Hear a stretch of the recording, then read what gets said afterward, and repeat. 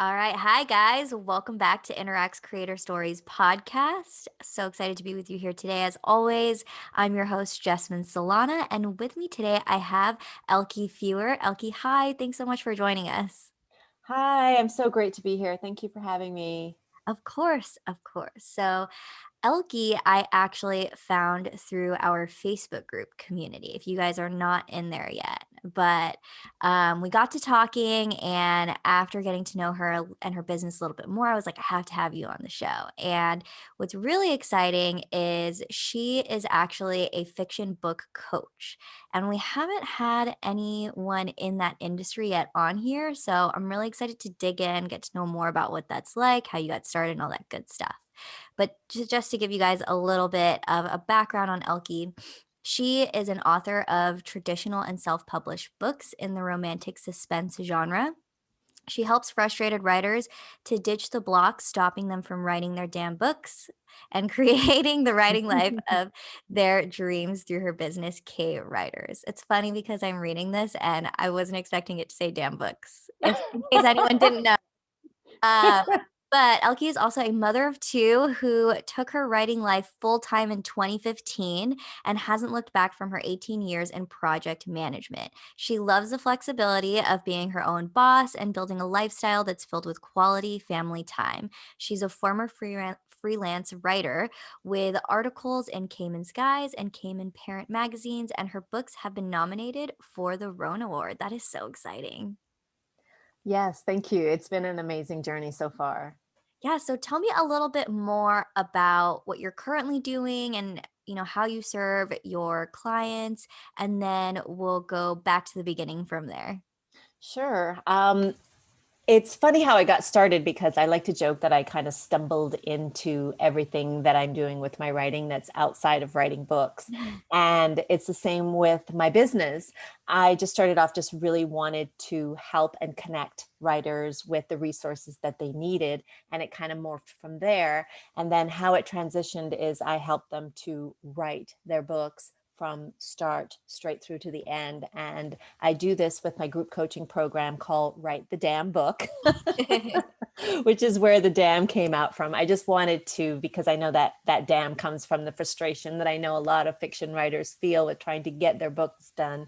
And then I also help them out with VIP sessions, which basically is just helping them with their specific needs and creating an easy journey for them to get from wherever they're at in their with writing their books to launched, whether that's traditionally published or whether they want to pitch to an agent or a publisher.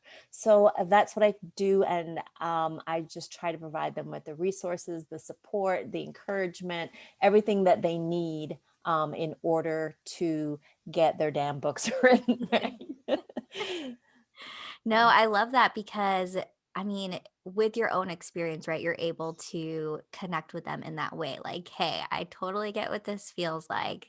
That's why I built a whole business around it. And you can, I guess, like, empathize a little bit better with that experience because you've also probably been through it yourself. Oh yeah, I go through it with every book that I write. So yes, absolutely. And I love to say that, my own journey, it helps you to avoid some of the frustrations because the whole journey in itself, whether you're writing, editing, pitching, publishing, uh, each one poses a different challenge. And what I try to do is with my coaching is to help you avoid as many road bumps as possible. I love that. I Yeah. love that. So, yeah, take us back to the beginning. How did you get started in writing? And then also, how did that take you to, that decision of, okay, I want to turn this into a business? Right. I actually knew that I always want to be a writer from the time I was 9 years old. My parents gave me one of those electric typewriters, or not even electric ribbon typewriters. That's where I'm dating myself here now. And I wrote my first story when I was 12. I started Wow. pitching books when I was 17. Of course, the publishing world was completely different. There was no self-publishing, although, so I got tons of rejection letters and I kind of gave up for a while, just out of being discouraged. And then early, sort of mid 2000s, I kind of stumbled upon a list of goals. I do one every year to say, this is what I want to achieve. And one of them was become a published author. And I'm just like, okay, I need to get my crap together and get this done, because this has been a dream of mine for forever. And so I started figuring out, like, how was I going to fit writing into my schedule, because I was already in project management. And then taking some online courses, those were just starting to do that, on how to find time to write, as well as how to become a better writer, how to pitch.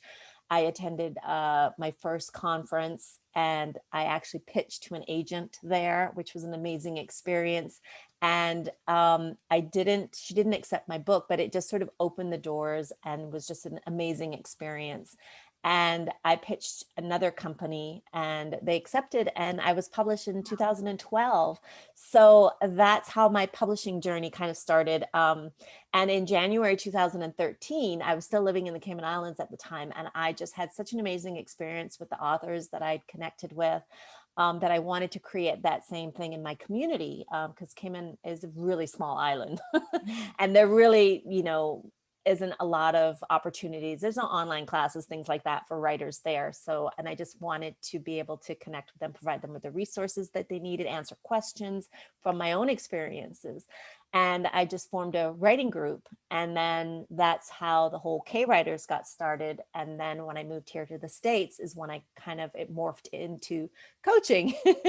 And the same with my freelance writing. As I said, when I started pitching to freelance writers, I pitched Cayman Airways, or Cayman Skies magazine, which is the magazine for the national airlines.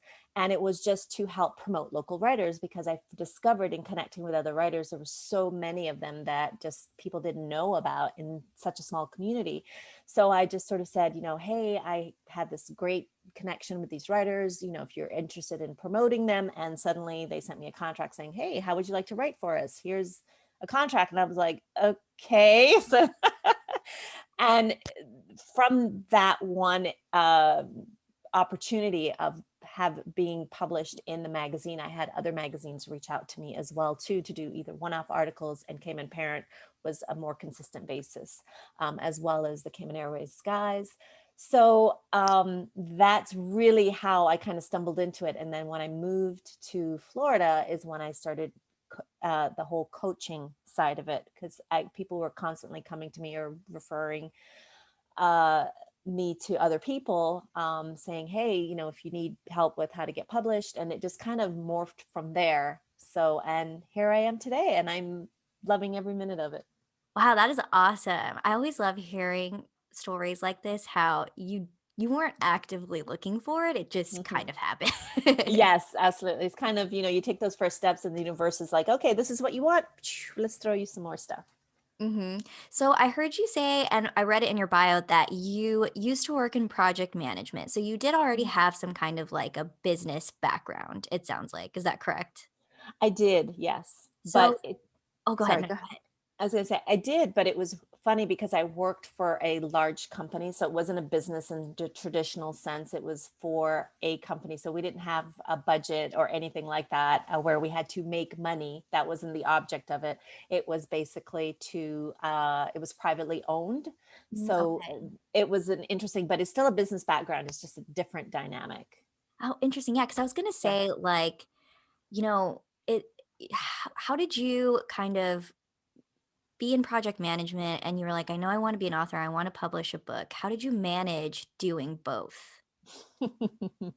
um, it's a funny story because by then I was actually married with two kids. And the biggest thing for me was trying to figure out how was I going to fit writing into my schedule. And that's where this online course really helped me to do that. And at the time, the biggest takeaway for me was you didn't need hours and hours of time to write your book. So I would fit time in, because I'm such an early riser. And then I was at work really early. So I would my husband at the time would drop the kids to school. So I would go to the coffee shop in the mornings. I would go there at lunch times, and I had my kids have an early bedtime. After they went to bed, I would write. So I literally would squeeze every minute that I had out of it. And it worked because they were younger. Mhm. So I was able to do that. I know not everybody has that flexibility. So that was really how I was able to do it. And then on the weekends as well, too. I would go to yoga for an hour and then another 2 hours of writing while my husband was taking care of the kids. So that I I was very blessed in Yeah. that respect. Yeah. But that's how I did it. I just kind of decided that this is what I want to do. So I had to I always tell my clients, you can't find time. You have to make time if you Mhm. want to achieve anything that you want to achieve. Yeah, because I think it's really interesting. As I've been talking to more people, a lot of people are doing this sort of double job type of idea, right? Where, they have their passion job, which is their business, or, whether it's writing or their own like actual entrepreneurship, and Mm. then they have their day job to actually pay the bills. And I always find it interesting how people can do both, because at the end of my day, I'm like, I'm out of here. Have time for anything else. Oh yeah, and I still have days like that, absolutely. And I think what you really have to do, at least what I do for myself, is just to find ways to recharge in between, and Mhm. also maximizing the times when your energy level is the highest as well too. Like for me, it was in the mornings, so those morning writing times were so much better. Some of the evening ones were a little bit harder, as you can imagine, especially after taking care of two kids. But it's just one of those things where it's just being able to look at it and say, how can I recharge? What are things that I can do? How can I look at my time and say, when am I the most creative, and taking advantages of those opportunities? Yeah, I love that. Yeah. And when you started to get into, your own business and building that up after stumbling into it, what were some of the differences that you noticed from, just casually having a writing group, giving people some advice here and there versus, okay, this is actually something that I'm, you know, building so I can make money off of it? Oh, wow. Yeah, the mindset was huge. It was a huge shift for me, because I don't consider myself a salesperson. It's easy when you're saying, you're helping people and you're basically doing it for free. Whereas when you're saying, this is my fee and this is what I charge, I had a real problem with that. And one of the things that my business coach thankfully helped me with, she said, think of uh, s- selling as service and love. So you don't have to think of it like you're not a sleazy salesperson. If you're Mhm. not there, they need your help. And if you're not reaching out to them and saying, hey, this is how I can help you, you're actually doing a disservice to the people that you want to help. And that, thinking of it that way, really made a huge difference for me, so that I was still doing what I loved with helping and servicing, but just thinking of it that that's what I'm continuing to do. It's just um, there's a fee behind it. Yeah. No, but I Yeah. love that though because, I mean, I think especially in our lifetime, we've been, big corporations are such a big thing, right? And there Yeah. are those kind of sleazy sales Hmm. tactics and there's those, commercials that are just directed at making you think you need something or making you think you're lacking in something. So you have to buy this product. Yeah. Whereas, like in this sort of small business space and coaching Hmm. space, it's totally different, right? Because it's like, Hmm. hey, like I actually am here for a purpose and it Hmm. works. It's just that I need something to keep it going, right? Yeah. Which is money. Yeah, absolutely. And I think that I always like to say, once you know that people understand where you're coming from and they know that you have their best interests at heart. So I'm not like, and the way that I pitch is really different. Like I don't say, limited time, jump in now. I don't do any of those things. I do it the way that feels comfortable and good for me. And then those are the people and the clients that I attract, because they know me and they feel comfortable knowing that I'm not trying to sell them something. I Mhm. really genuinely care about the journey that they're on and helping them to achieve what they want to achieve. It's not, I need the money because I have bills like everybody else, Yeah. but it isn't just about that for me. Yeah, no, and I think that's great because, especially with people who are, the people that you service or the writers that you service, they probably Mm, are, when they reach out to you, they probably are already in a space where they're really frustrated. And this is kind of that point where they think, okay, I could go one of two ways. I could do nothing and then drop this whole project, it'll never get mhm, done. Or I can actually reach out to somebody who can help guide and give me accountability and so on. So it's it's nice and refreshing to hear that that's how you do it, because I'm sure they're already in a place where they're like, I don't want any, BS. Not Yeah. sure if I can cuss on here, but I was almost going to say it. I don't Yeah. want any BS, and Yeah. I just need somebody to give me that accountability. I need that help, but I want Mm, someone who's authentic. I want someone who's, going mhm. to be kind and understands what I'm going through right now. Yeah, no, absolutely. And I think being a writer myself really makes a difference. And I think I like to nurture people when they come through my Facebook group. That's where I make a lot of contact with, or people who are in my emails, so that they get to know me and they feel comfortable with me. Because that's really important, from both sides of the story as well, too. I think that that's important. So yeah, and for me, I love meeting people. I love hearing about writers' stories. Mhm. That's so a lot of times I actually end up getting on calls and I am listening to the story and getting so, probably more excited about the story than the writer themselves are, because I just love hearing about other writers' stories. It's just wonderful for me. So. Yeah.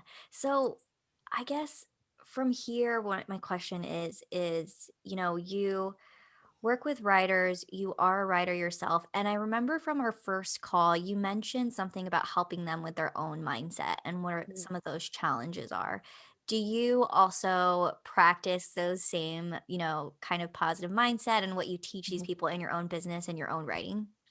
Oh, absolutely. And it's a struggle, just like I know other writers have. I struggle with my own mindset issues as well too, and I think it's another reason why it's easy for me to sort of say, "Hey, I understand where you've been. This is what I've done that has helped me." And I think one of the things that I discovered this year, especially with mindset, is a lot of times with writers and people in general think, it's fear. I feel fearful. And they pinpoint one thing. They think it's just, oh, I'm worried about what people are they're not going to like what I have to say, or they're not going to or they're not going to like my book. And I find that when I actually sort of pull back the layers a little bit with the client, I find that it's actually coming from something else. And that's something that I discovered, ironically enough, with myself and my own journey, and just journaling and really asking some hard questions. Um, and then I just basically took what I'd learned from that and just, I was able to help other clients with that and let them have their aha moments of where the fear was really coming from, what was triggering it, and also how to, uh, what I like to call, unpack it Yeah. and deal with it, so that the fear is never going to go away. I think that's another thing too. A lot of times we think that, if we deal with it, we know what it is, it's going to go away and it's going to be great and I'm never going to be fearful again, when in truth the fear never really goes away. What we have to do is to figure out tools and strategies of how to deal with it when it does rear its ugly head. We can say, hey, yep, I see you, this is why I feel this way, but in spite of that fear, in spite of that doubt, in spite of that anxiety, this is what I'm going to do instead. I love that a lot because I think that works true for almost everything. I know that's so general, but that's even something that I learned in marketing, right? And I work Mhm, for, a startup company. It works for writers, it works for people who are mhm, in their own, entrepreneurship, trying to build their own business, or maybe you already started scaling and now you're like, I don't know where to do yeah, from here. Like this mhm. mindset stuff is so important to keep in mind in order to kind of keep going. Yeah, I think that it's a component that's now starting to come more in the limelight, because people are starting to realize how important it really is in every area of your life. Because I think once you learn how to deal with it within your business, you can deal with it in your personal life and just your life as a whole. So it's a really important component, and something that I always encourage writers to really get a hold of, because it you could figure out how to write the book and write the best book ever, but if you haven't dealt with that fear, then getting to that next step and that next stage it's going to create a roadblock. And I think that's what happens with a lot of writers. They had that first success with that first book, and then that's it. Nothing happens after that, and it's Yeah. usually because they haven't dealt with the underlying fears that they managed to push aside when they were writing this book. But Mhm. then suddenly here we are again. Yeah, wow, that would be me. I'd be like, "I'm gonna stop while I'm ahead." Just kidding, don't do that. You gotta keep going, gotta keep pushing. Absolutely. What I guess I mean, something when I think of when writing, right? It just in general, and especially a book, and whether it's fiction, nonfiction, a biography, or whatever, there's a big sense of vulnerability to it because you're kind of Mm. giving a part of yourself into this story.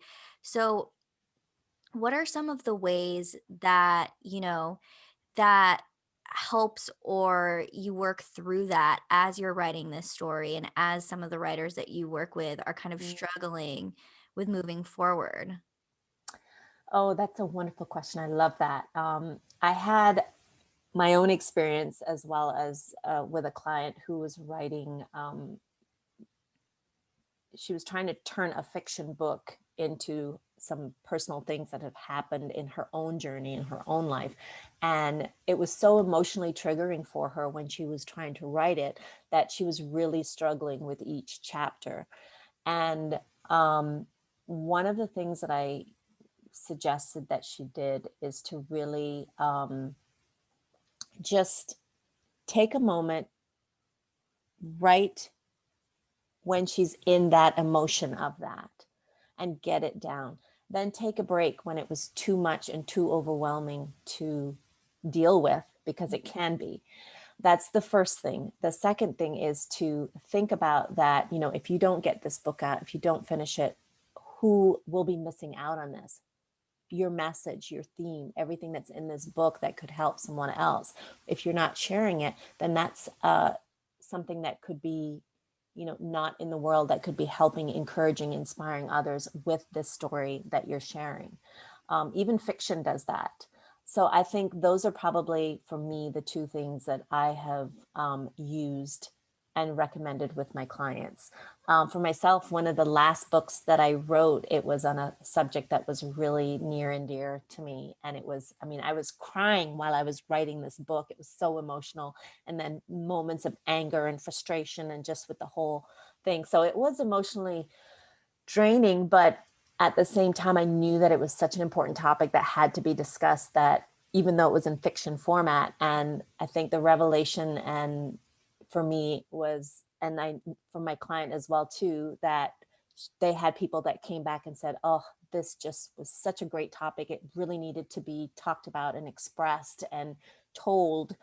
And or it inspired me, it encouraged me. And I think that when we hold on to those things, that's what helps us to get through those difficult moments of writing things that are emotionally challenging. Yeah, and you never know like who's going to connect with it, right? Absolutely. Because I think sometimes we think, I'm just writing this for me, this is for me, when the truth is it's really not just for you. Hmm.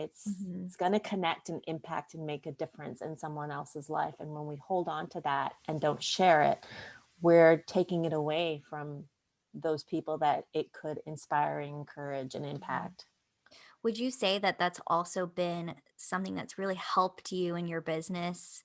Whether it's, how you help your clients, how you kind of strategize what you're going to do for the next year, or, how you're going to market and so on? Oh, yeah, for sure. Especially when I kind of get caught up in thinking, okay, how am I going to, I get caught up in the business side of it. And then I'm like, but, and I just feel like, ugh, this doesn't feel good. It's like, this isn't why I'm doing this.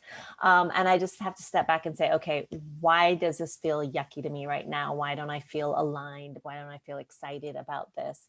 And then I have to remind myself, why am I doing this? It's because I want to help people. I want to inspire people.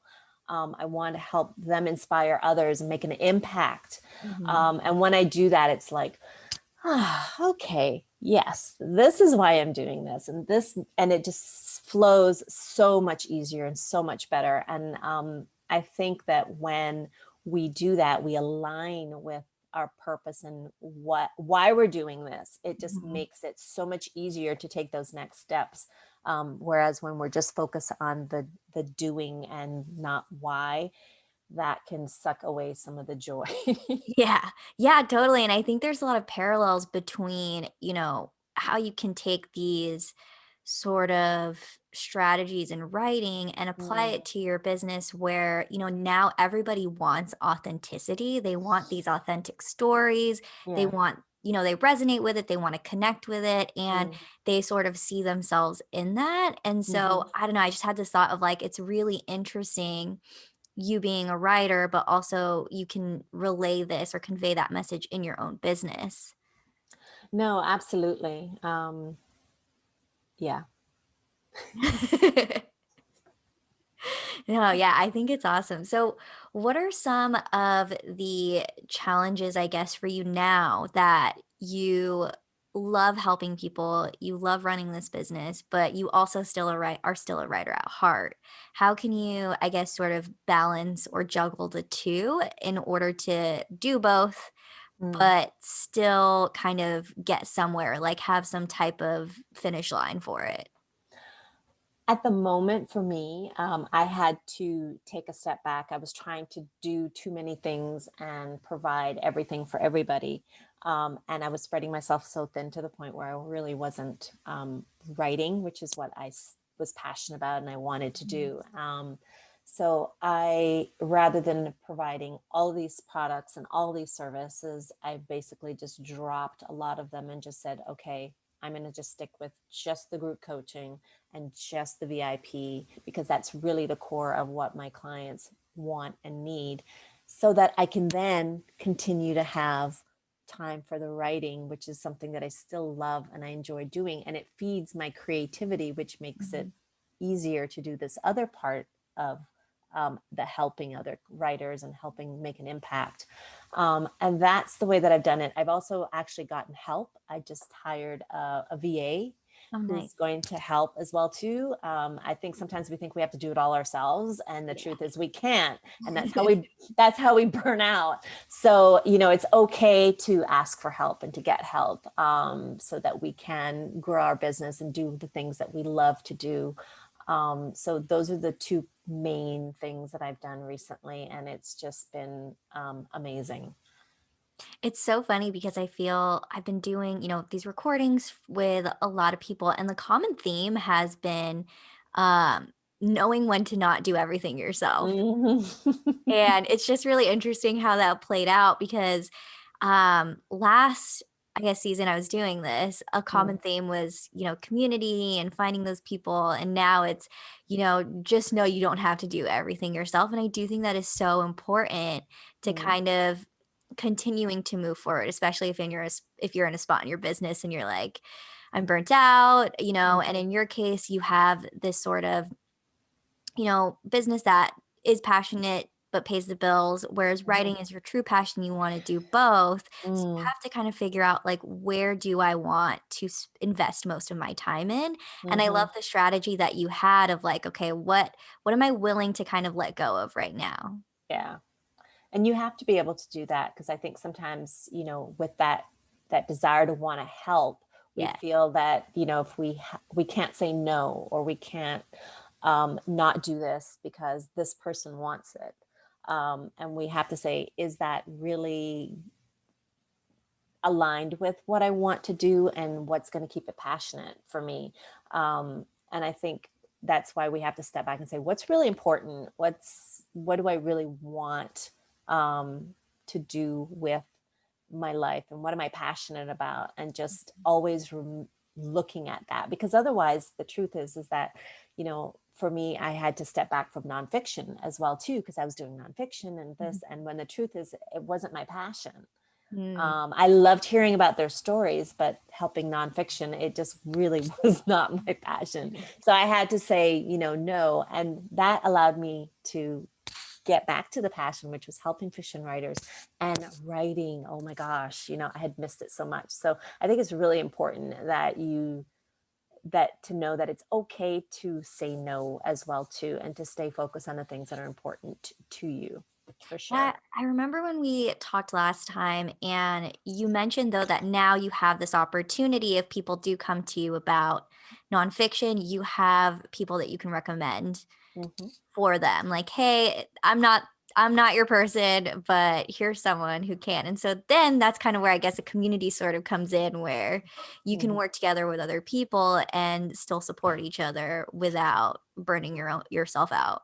Oh, absolutely. I love connecting people, especially writers, with the resources and the people that they need. And I've been very blessed, like the community of writers that I've connected with, whether they're coaches or writers, have been phenomenal.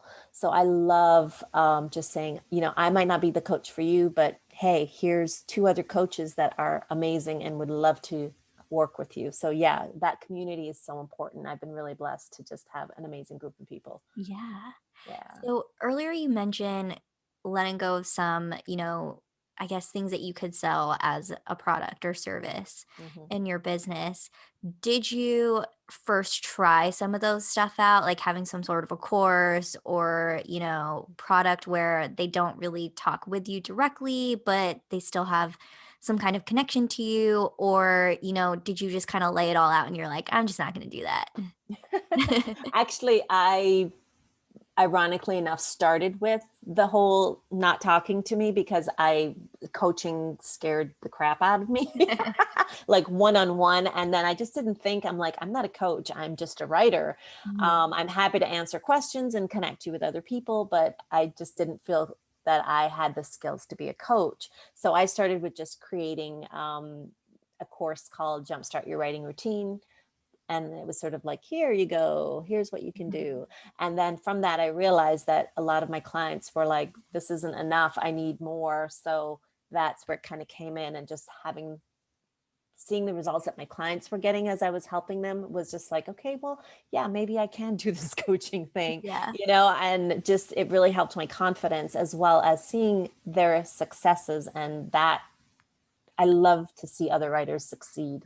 That just gets me excited. So that was a big thing. But it started out as just online courses before I jumped into the coaching side of it. Now I do a little bit of both, but mostly my passion is just really, I love coaching and connecting with the writers now. Oh, I love that. Yeah.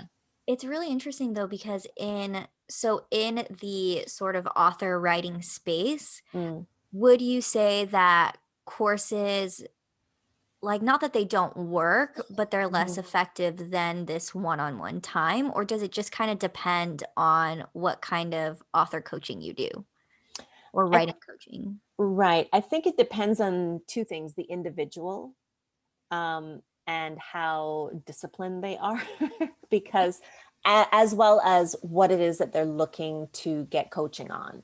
Maybe they just want to know how to build better characters. So an online course that just shows you how to build better characters would be a good Mhm. fit, because it's 4 modules and you can get through it quickly. But I think if you're trying to write an entire book and you've been trying to do it for years, convincing yourself that an online course is going to do it, I just don't think it's a realistic, to be honest. Not to say that it isn't possible, but I think without some kind of coaching on some level, I think for the accountability, for the encouragement, for the support, I think that that's the missing piece. And I think that's what people want, because I find, like, when I just know in my own personal journey, I have, how many of us haven't signed up for like a million online courses that are still sitting, that we started and never stopped? And the reason why is because we just lose that momentum for whatever reason. Whereas when we have somebody that we're working with, and that, there's a pain point from a personal level as well as a financial level, then I find that people tend to be more committed to getting it done, as well too. Yeah, that makes a lot of sense because I know I've done that. Guilty. Right? And whoever's listening is probably like, "Me too." Yeah. Everyone raise your hands if you've been Yes. victimized by online courses that you never finish. But, yeah, no, I think that's a really great way to kind of put it because, like I said, like, I haven't really dived into this industry before, and, it isn't something that I think a lot of people talk about is sort of the writing space, but in a business perspective, right? Yeah, and it's interesting because you have things on a huge spectrum because it's funny when people say, "Oh, I need help with coaching my book," and I'm like, "Can you be more specific? Yeah. Tell me what you're looking for," because everybody's perception of what a book coach does is different. There's coaches that will do like help you write a book in, a weekend, launch it, write it, publish it. Yeah. Um, right down to just helping you do one component of the book. So it's a huge range of things because each writer's needs are very different. So it's a very interesting industry that is definitely starting to flourish for sure. Yeah, I remember when we first spoke, I was like, "What exactly do I call you? Mm. Author coach, writing coach?" And you're like, "All of them." Yeah. There isn't really just one word yet. Oh, I know. And it's so funny. That I had to break it down even further and just say fiction book coach, because I would just say book coach and I would have a lot of nonfiction writers come and just say, "Oh, you're a book coach." Mhm. So I think you have to know, first of all, you have to know what you want to do and what your zone of genius is, so to speak. And I think Yeah. that will help you with connecting with your ideal audience. And for the writers out there as well, too, is just knowing what is it that you want help and coaching with. And that will help you find the right coach as well, too. So, Yeah, which is actually, I mean, I'm not even sure if you realize this as you were thinking of it or like as you had strategized it, but that is like a really good way to kind of figure out mhm, exactly how to market your own business and kind of figuring out, okay, sure, I have this niche. It's, coaching writers, but there's so many different genres out there. There's so many mhm, different types of people. There's so many different types of needs. So just like kind of to add on to that is when you are trying to figure out, you know, who your audience is and mm, how to figure out how to, run your business, you got to figure out, mm. okay, what exactly is my exact ideal person that I want to speak to and how do I want to portray my business as that? Yeah. And I know a lot of people struggle with that because they feel like they want to serve and they want to help everybody when the truth is you really can't. And when you really start to niche down is when you really connect with the people who you can help the most. Yeah. So in your, business right now, are you are you able to kind of, I guess, I think sorry, you might have mentioned this already that you can't write right now as you're doing your business or you were able to do that because you kind of let go of some stuff. I just started writing back again. I've been sort of writing off and on because I also work part time at a nonprofit because, hey, why not? Yeah, you're doing a Um, lot. but no, I just started writing again. I was writing at the beginning of the year, then I kind of stopped and then started back again because it was just a lot of stuff going Yeah. on. And I had to sort of balance between looking at it how I can do it every day as well as for the whole week. And being flexible like that, because which was a challenge for me because I like structure, I like to schedule and plan. And when it doesn't go to plan, it's like, oh, Yeah. so that was a bit of me letting go as well, too. Yeah, because I was gonna So ask, I was like, how are you doing it all right now? a whole bunch of time blocking, and I Mhm. use my Google Calendar. I love my Google Calendar, so that's really how I try to do it. Everything and anything goes into that thing. Is it hard to sort of I feel like pivot might not be the right word, but, Mm. go from writer mode to coach mode, and then you also mentioned that you also work at a nonprofit, but, like, that mode, like, between I'm assuming you don't do all 3 in one day, but, how do you go from one to the other? Um, Actually, the time blocking really helps. Oh, wow, okay. Yeah, because there are some days where I am forced to do, or not forced, but I need to do all three in the same day. Like for instance, I wake up at 5. And when I don't have, whether I have my kids or not, then I have a routine that I have. And then I'll have, when I have my kids, it's less writing time. So maybe half an hour. Yeah. Um, and then that takes a certain amount of, like you said, your brain it's functioning differently. So I'm in my creative brain when I'm writing. Mhm. And then thankfully I have time once, if I have my kids, I drop my kids at school. And so I have that mental break before I go to my part-time job, which is using another part of my brain. And then Yeah. when I get home, because I only work there till 1, I'm able to, I fill it with activities that kind of help me shift to the next part of my brain, which is the business side, Mhm. because that's not creative, really. I enjoy it, but it's not creative. Yeah. So it's really giving yourself, for me, giving myself those breaks in between to allow me to shift brains. And then sometimes it just doesn't happen easily. And Yeah. I have to just give myself a little bit more time, or I have to say, you know what, this isn't happening today. Let me just switch it with something else and do a different task. Oh, I So love it's that. just really, yeah, it's just really being flexible. And ironically, my productivity coach helped me with that, and just learning my energy levels throughout the day, and what tasks I can do if the creativity isn't working, that there are Mhm. other non-creative brain activities that I can do when I'm in these energy levels. So a lot of trial and error, and just, finding what works for me. Yeah, because I was gonna say, how do you make sure that you don't get too overwhelmed or, you want Mm, to, of course, prevent burnout because mm. it once you're there, it's hard to bounce back. Yeah, yeah. And I try to make sure that I just signed up for a eating service as well too. And it's healthy meals, because I Mhm. wasn't eating healthy, which was affecting my performance. I was having a lot of brain fog.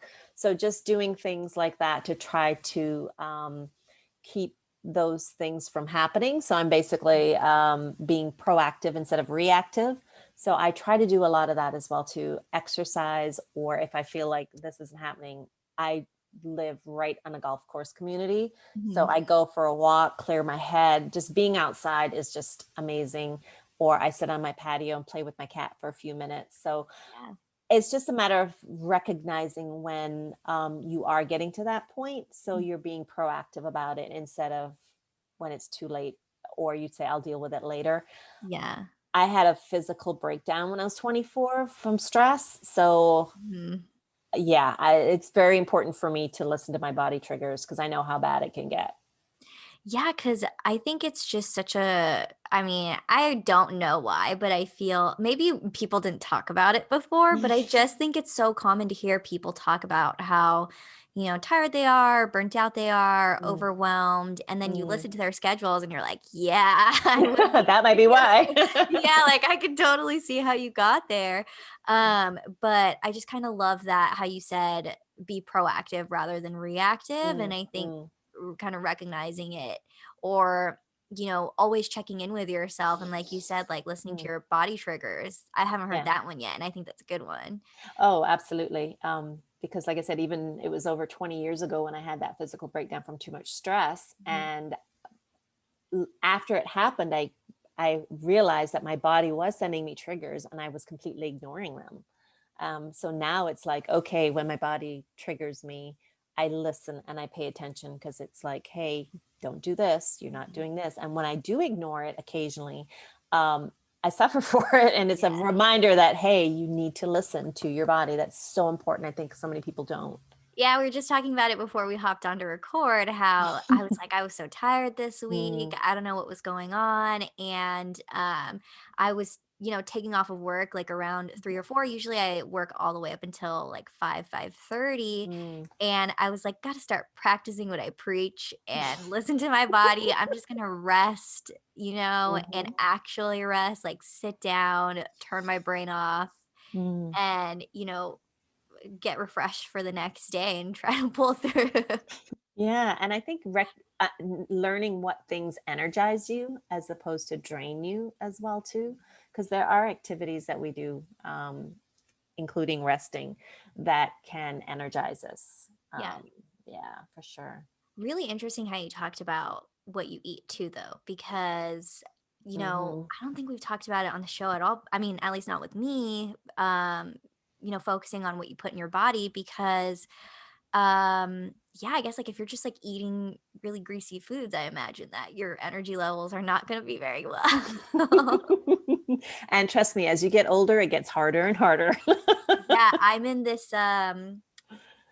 space right now where, I just didn't grow up eating vegetables. I think it was more Mm. of a cultural thing. And to anyone who's hearing this and is like very shocked, I was also shocked when I realized vegetables are important. Like you Yeah. hear it all the time, you know it, but Mhm. if you're raised a certain way, like it's hard to break Mm. that habit.